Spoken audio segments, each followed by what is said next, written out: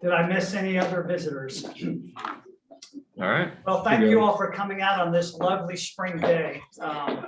We are glad that the weekend wasn't like this. We'll take a Monday like this, I guess. But I do have a couple of just family of Rotary. Well, one in particular, Robin Newpower and Michael, Robin's son and Michael's stepson, had their wedding, were married. It was postponed due to COVID for a couple of years, but they just recently got married. So congratulations. I don't think either of them is here today, but any other family of Rotary announcements, anybody? Things going on that we'd want to hear about? If not, I do have a couple of announcements just to mention again. Please continue to sign up to host tables for the Ethics Awards coming up May 9th. So again, we have about 20 volunteer spots left to fill. So if you haven't done it before, it's one of the easiest things. You just welcome people to a table and be conversational and walk them across the stage. So I think there is an online sign-up sheet, but you can continue to see Michael. He should be here again next week. Also, please continue to record your service hours to the Google Sheets document that is linked in the rotograph. So you get your rotograph, there's a link to the document, and continue to log your hours. So with that said, I also get to announce a person who, or introduce a person who doesn't need much of an introduction. Steve Wingfield's been a longtime member and founder and CEO of Wingfield Ministries, who does a lot. And so I'm going to ask him to fill in some blanks, not only about what's happening in his organization. He's going to announce to us about a new program specifically, but also talk a little about your Rotary experience as well. It's been significant. So welcome, Steve.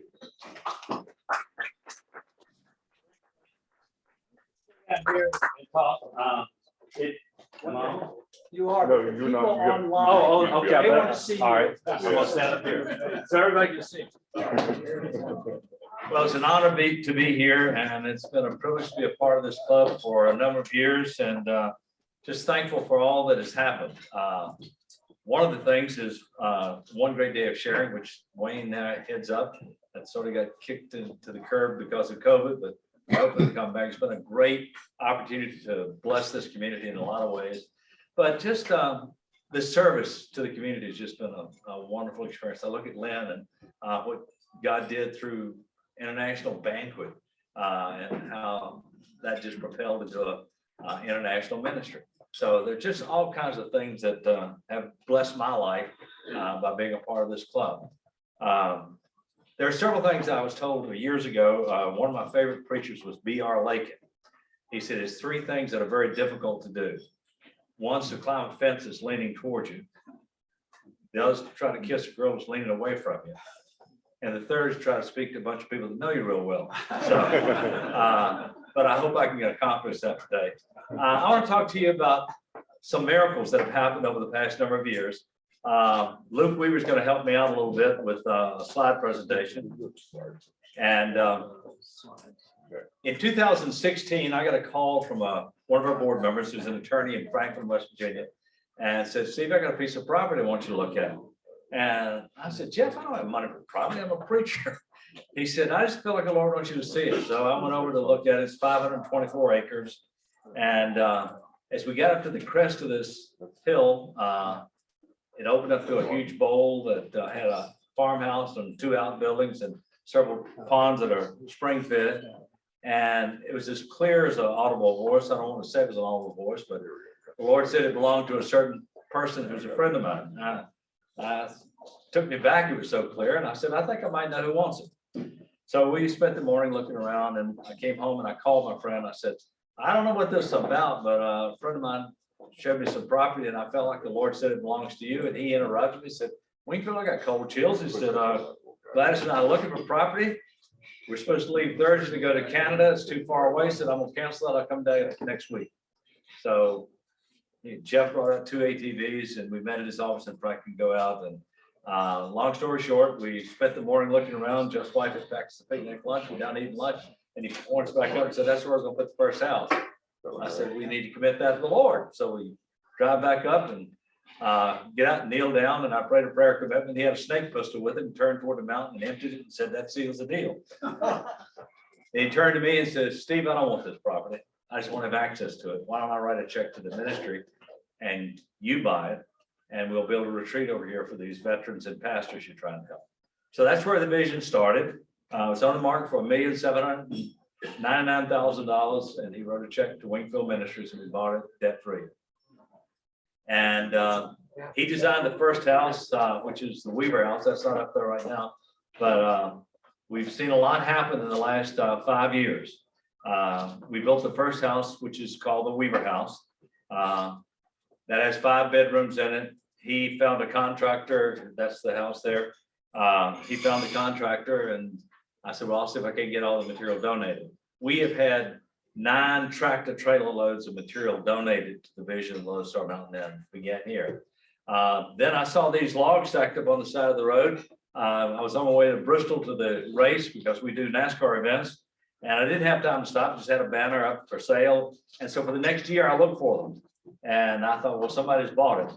And about that July, a year later, I see them stacked up on the side of the road, and they were at the Greenville exit. For some reason, I thought they were in Southwest Virginia, and I called the guy, and I met Brandon Traylor, who's become a great friend, sort of an adopted son now. He's the #2 stonemason in America. He's been in competition several times out at Shaker Village. He's a phenomenal artist and stone mason, and so he said, I've been trying to, since he speaks Appalachian, he said, I've been trying to sell him things for a year. He had 120 calls for this log, but people just wanted to buy him and saw him up, and he's a historical preservationist. And I said, I want to make a chapel out of him. And that sort of piqued his interest. So I gave him directions. The next Monday he comes over, and I'm sitting having a cup of coffee on the patio at the Weaver House, and he drives up, and I walk down. First thing I said, he got out of the truck. I said, Brandon? He said, yes, sir. And he said, the first thing he said was, my wife said that God brought you my life for such a time as this. I said, well, Brandon, I like the way she thinks. I need to talk to her. And then he said, well, she also told me not to rip you off. I said, well, you wouldn't be ripping me off, you'd be ripping God off. You don't want to go there, buddy. So we go down and tell him where I want to put it. It's next to an old cemetery. So he said, I'll tell you what, preacher, pray $13,000 for those logs. I'll put it up for you. So anyway, that's where we started.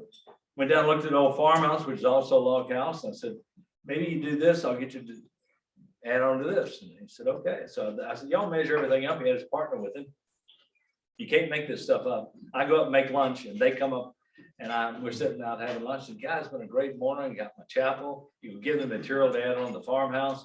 And I said, I might as well tell you another thing. I said, what's that? I want to put a barn up here so we can have youth groups up here. And his partner said, well, I got a barn up in Pennsylvania. Guy wants me to take down, but he wants a lot of money for it. Built in 1830, held together by pegs, in great shape. I said, where is it? It's in Chambersburg. I said, we did a crusade in Chambersburg. You might know me. So he said, I don't know. I was calling. So the next morning at the office, and I get a phone call from Jason. He said, he's crying. I said, what's going on? He said, I've never been a part of anything like this. I said, what do you mean? He said, I called Mr. Miller and said, I think I found the place for your barn. He said, guy thinks you might know him. So what's his name? He said, Steve Wingfield. The phone went silent. And he came back and said, I'm sitting here wearing a t-shirt that he gave me 12 years ago when I helped put 10 up. Tell him he can have it. So they went up and took the barn down, relocated that. And then this is it. The fire, all the stone came off the property. Brandon, that'll seat about 120 people. It's our event center now. It's called the Ebenezer Barn. There's a stone out front that shows that. And then Brandon had seen this log house down in Augusta County that he had called numerous times, and nobody would return a call. And his last day of hunting season, he's up in the tree stand, and somebody says, somebody's taking that house down. So he goes over there, and the guy said, I just wanted the money for taking it down. I was going to call you first. So they disassembled that, brought that over. That has 5 bedrooms in it now.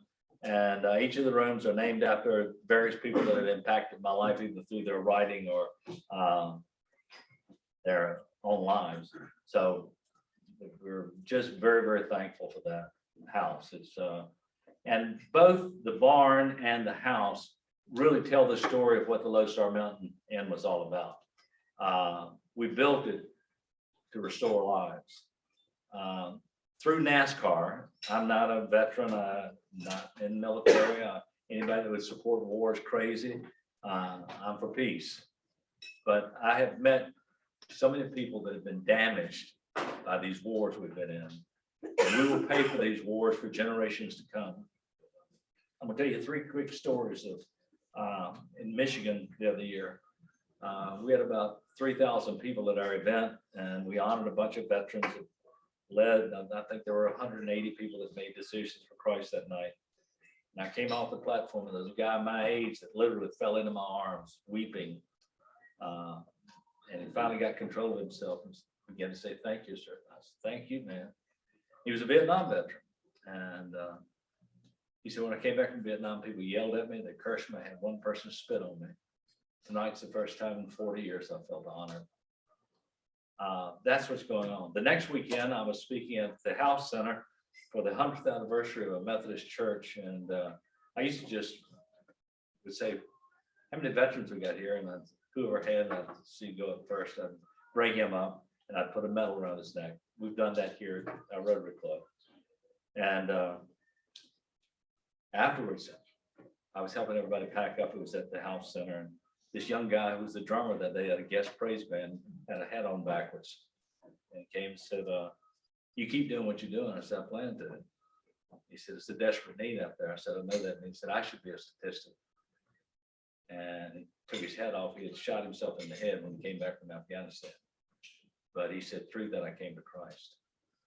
The next weekend, I'm preaching at Thomas Road Baptist Church in Lynchburg, much larger crowd. Again, veteran, first one I saw raise his hand, and I brought him up, put a medal on him, and he went and sat down. And all through the service, he got his face in his hands, weeping. At the end of the service, I went to him and said, "What's going on?" He said, "My son's a statistic." That's three weekends in a row. We're losing still 22 a day to suicide. The issue within pastors is almost as bad. I can't tell you the number of pastors at our retreats we've had over there that just broke down and wept, saying, "This place was made for me." And that was the goal of it. I wanted to make a Hilton. I went to see one of a person that helped us out significantly. I told him I wanted to do it. He said, "I don't like church camps." He said, "They're musty and all." He said, "If I invest in something, I want to make it nice." I said, "Well, I'll make it as nice as you want to make it." So he wrote a nice check. So all of this has been done, and we're very thankful for what has happened. Last fall, I had a group come down that I said, "I want to start a gap year program." I didn't know anything about it. I read about them. I just wanted to invest in young people. And they said, "You need to meet Josh Beers and Peter Sullivan. They've got a gap year program." So I want you to see this 3-minute video, and then I'll come back and try to answer any questions you might have.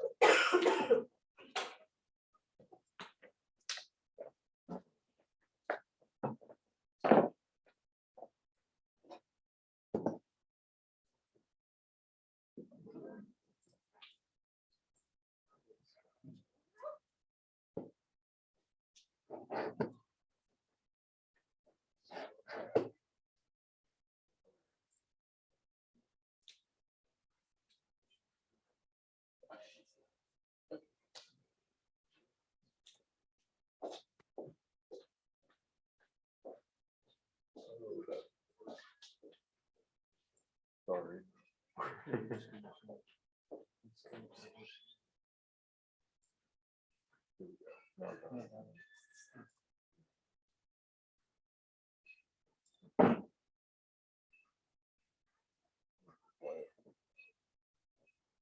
Should I keep talking? I'll get it here. Okay. I need to.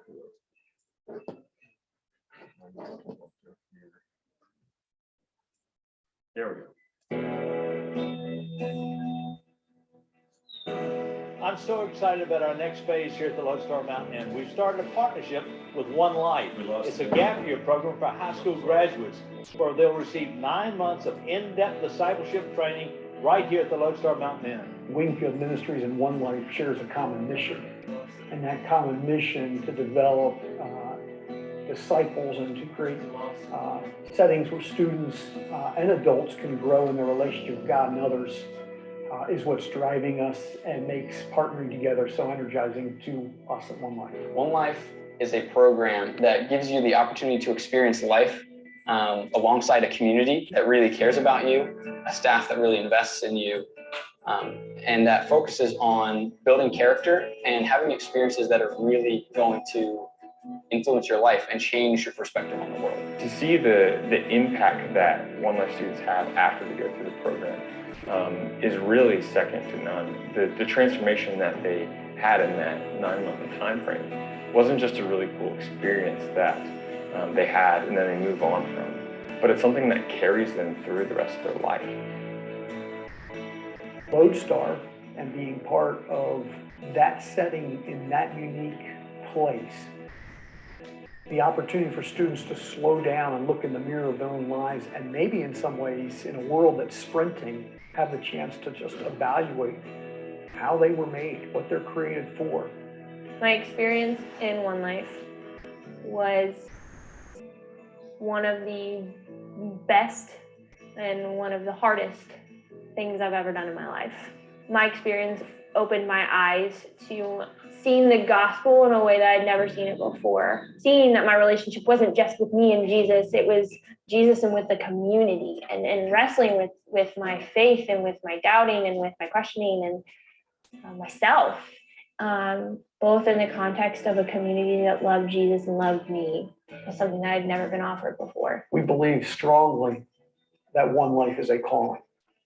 And we believe strongly that each student has a life calling on their life. We believe it starts with loving God and loving others, which then allows them to clarify whatever career path they go on. We're in a cultural war, and we need to do everything we can to equip the next generation to stand strong for Christ. That's what the Onelife program is all about, right here at the Lodestar Mountain Inn. I am honored and privileged that God's going to allow me to invest in these students, but all of us are called to make a difference.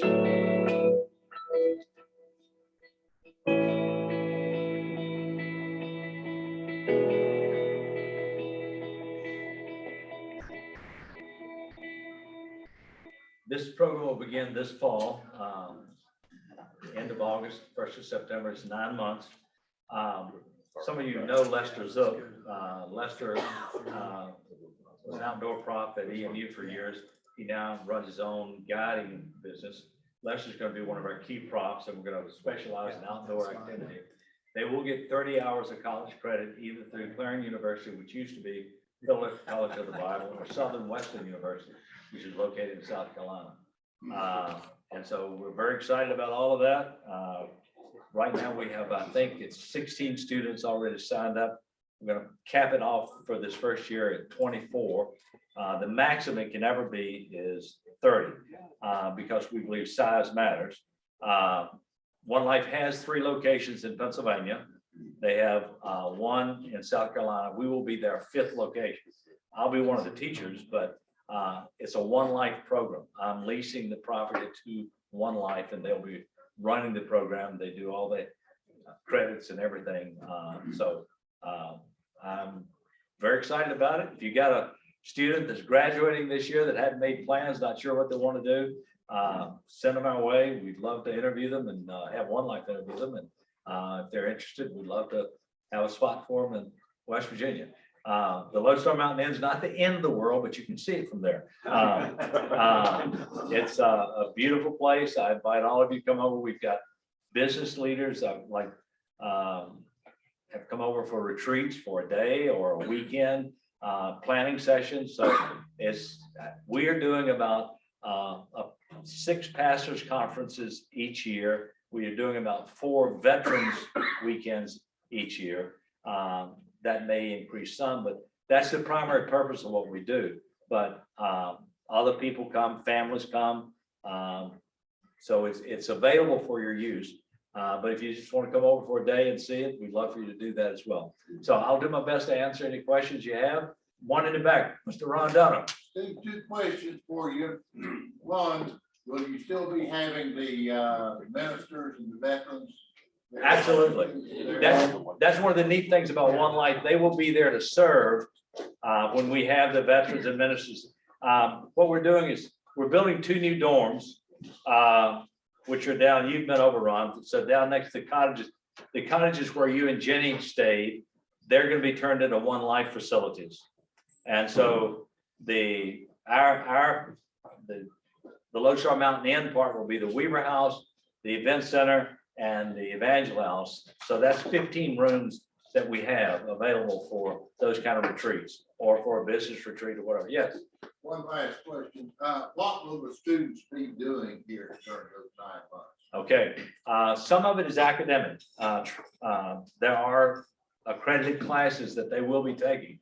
Each student is required 10 hours of volunteer service each week. So Pendleton and Grant counties are, there's a lot of need there within those 2 counties. So we're going to do community service. They'll also be there to serve when we have retreats for pastors. When I do NASCAR events, at least some of them will go with us to learn evangelism firsthand in that setting. So they'll have to grow up real quick to be a part of that group, but that's going to be fun. So that's what they'll be doing. They're there to serve, not just to hang out or go to, it's education in a little different way. The largest number of people 18 to 30 in America right now, a lot of people don't realize this, are nuns. And I'm not talking about Catholics. They graduate from school, they believe nothing, or they believe everything. And we want to get these young people established in their faith so they can stand up for their faith in a secular setting and be a good representative of Christ. So that's the purpose of it. Any other questions? Yes, Ronnie, well, you got the floor, man. You gotta come up here with me. Didn't I hear you say one time that they may wind up going to the Holy Land with you? Oh, yeah, that's a good point. There will be a trip each year, and it's gonna be a Holy Land experience for each of the students. So they will have at least one international trip each year, and it'll probably be to Israel. And Jordan, yeah. How far is Lodestar from Harrisonburg? Depends if you get behind a truck or not. If you ride with some people, it's gonna be about, what, Sam, an hour and 30 minutes? I can make it an hour and 15 from my home if I don't get behind something. But several people don't want to drive them. Just a random question, the building permit process for all of the different buildings. West Virginia is wonderful. I figured so. You get your septic permit, Right? and I take it in and get my building permit, and I stood there the first time and said, what next? Oh, we'll come out in January and check it out. But you have to hire only licensed West Virginia contractors. Okay. And I'm told it's a very difficult process to go through. We have done everything above and beyond anything we've been asked. As I said, I wanted to build a Hilton. My goal was when a pastor comes over and looks at it, wow, this was made for me. A lot of people don't realize what a pastor goes through. I mean, I got 10 minutes of it. I won't take 10 minutes. But just imagine, you're standing out in the foyer that there's nothing wrong with any of this. But you and your wife just got from I'm gonna pick on you today, from a ski trip to Vail. And you're talking about that. This other couple over here, they're going to Sarasota for the winter to their second home. Nothing wrong with that. This other couple over here, they just got back from a cruise. And he and his wife are standing there and saying, am I going to be able to send my kids to college? And he worked hard, or she worked hard all week preparing a message, maybe not a barn burner, but faithful. And they stand out in the foyer and say, oh, did you hear Joel Osteen this morning? Or did you see David Jeremiah or whomever else? And it weighs on people are leaving the ministry in droves that burn out. And that, thank God, has never happened to me. I feel like as a much older man than I am now, I can be an encouragement to pastors to stand strong. And I could stand here like veteran stories to tell you the pain that pastors have shared with me when they're over for a retreat. We have a retired ministers retreat starts tomorrow evening. So it's God's at work. I'm excited about it. Honored to be a part of it. Great question though. Anybody else? Sam? I was there one time and it was an overwhelming experience for me spiritually. I felt the Lord there very strongly. Oh, you know, I didn't say anything about Lodestar guidance. Luke this is the providence of God. I was involved in Lodestar Guidance. It's a leadership character building program, the 48 principles. You should check it out. You ought to be using it in your business. Paul Weaver developed it for Weaver Leather, which is the largest leather company in the world in Mount Hope, Ohio. He was raised Amish, and it's just a super business. I was out there last week. I made the Lodestar. They do a one Lodestar presentation the second Friday of every month. And I made the presentation last week. It was on courage.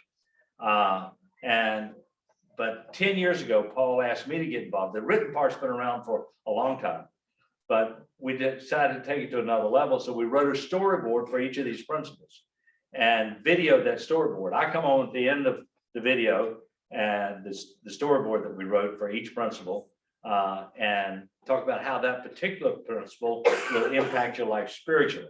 So you can use the faith-based part, or you can just use the part without me. I mean, without question, I'm talking about faith.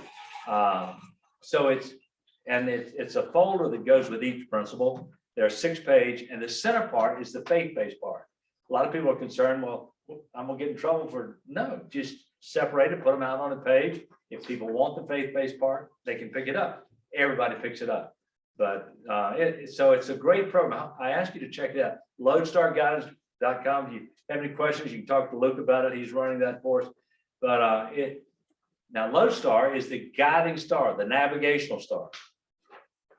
Before any of this was a reality, that's why we named it the Lodestar Mountain Inn. That area is one of the darkest places on the East Coast. I don't mean bad darkness. It's no ground light pollution. So the night sky is just phenomenal. You can see stars that you didn't even know existed. So that's one. The mountain behind the property is North Mountain. I mean, to me, God in his providence put all of this together a long time ago. And I just happen to be the recipient of what he's doing. So I invite all of you to come over and check it out. We'd love to have you. Any other questions? Pray for the Lodestar Guidance. I mean, the One Life program. We had a little hiccup last week. If you're in the building business, you know how busy you are.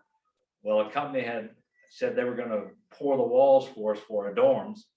And I got a call on Monday and said, we're not going to be able to do it until July. We got to have these dorms by the end of August. So we scrambled and we're going to go to the styrofoam blocks and do that. So we got a lot to get done. If you want to volunteer, you know, people want to volunteer. We'll take anybody. If you can breathe, we got something you can do. So Wayne, thanks a lot.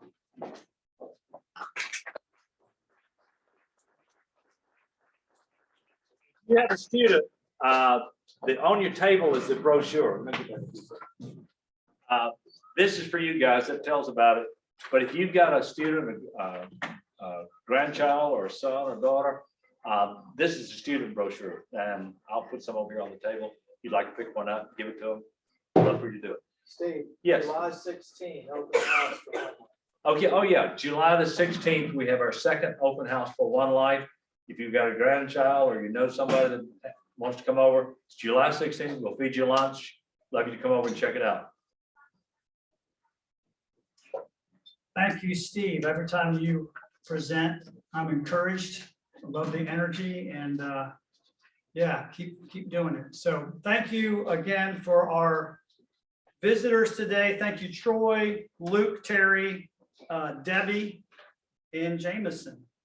So appreciate you visiting today, and we are adjourned.